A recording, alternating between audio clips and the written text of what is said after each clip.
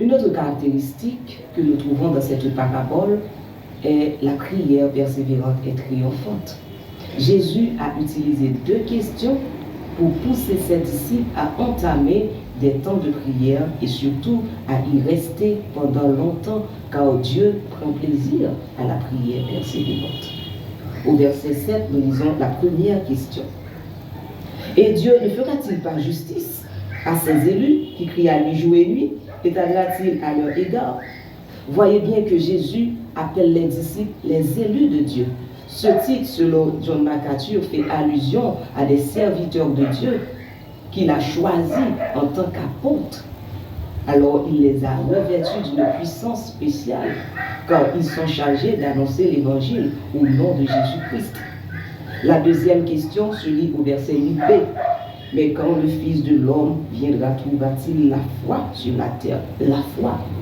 Cela ne voulait pas dire, selon John Smith, un autre commentateur du CBC, que Jésus n'allait pas trouver des personnes croyant en lui lorsqu'il reviendrait.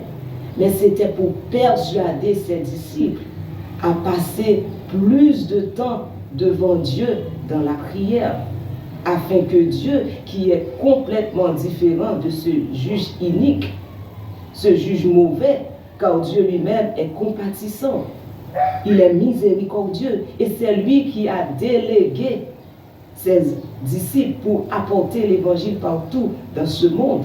Alors comment refuserait-il de les répondre? Je me rappelle qu'en 2014, un groupe de sœurs était en train de prier ensemble lorsqu'un policier a interrompu le culte pour remettre un mandat d'arrêt à l'une d'entre elles. C'était son fils qui le lui envoyait pour dire que sa mère lui a volé la maison que son père lui avait léguée. Et le groupe a fixé un temps de prière pour cette sœur à chaque fois qu'elle doit se présenter devant le tribunal. Elle passait d'un avocat à un autre. Elle dépensait beaucoup d'argent et le groupe continuait à prier pour elle. En 2018, elle témoignait que Dieu lui a préservé de perdre sa maison. Et le juge a demandé à son fils de payer des frais de dédommagement car les documents que son fils utilisait étaient tous des faux documents. Et imaginez mes chers, en 2018, c'était ce fils qui était au milieu de ses sœurs pour les inviter dans un culte d'action de grâce. Il voulait célébrer sa réconciliation avec sa mère. Dieu, prenant plaisir à la prière des sœurs, a restauré l'âme du fils qui aimait tellement la richesse. C'est Dieu encore qui a fait une intervention extraordinaire pour débloquer une réponse qu'il avait envoyée à l'un de ses serviteurs. Lorsque nous lisons dans Daniel chapitre 10, le verset 12 et 13, l'ange expliquant à Daniel que c'est Michaël, l'un des chefs de Dieu, qui a débloqué cet ange-là, parce que ce dernier était chargé d'apporter une réponse au serviteur de Dieu, Daniel. Et l'ange du diable qui était attaché à la Perse, selon les explications de John Smith, a bloqué l'ange de Dieu.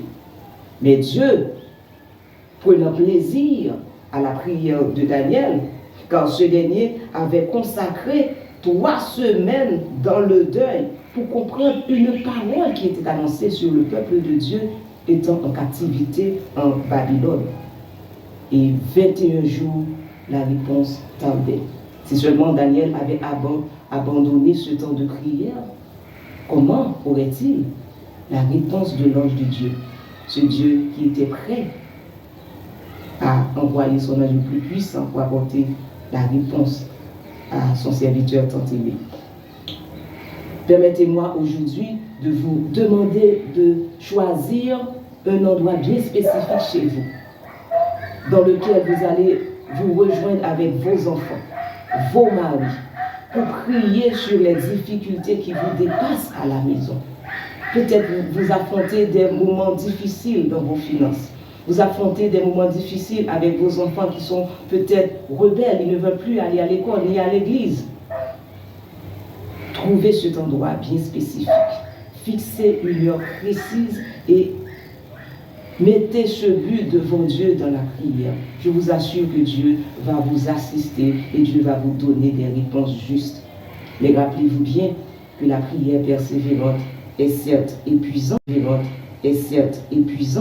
mais elle est aussi triomphante.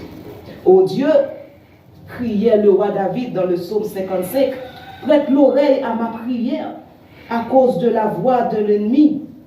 Les terreurs de la mort me surprennent. Mais voyez bien au verset 18 comment David affirme sa persévérance. Le soir, le matin et à midi, je soupire et je gémis. Et il proclame sa triomphe. Et l'Éternel entendra ma voix.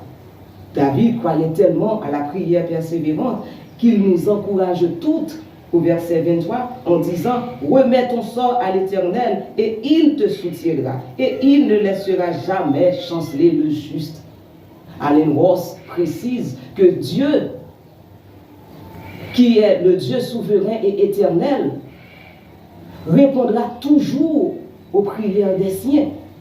Et comment refuserait-il de punir les méchants qui persécutent ses enfants devant les difficultés qui vous dépassent?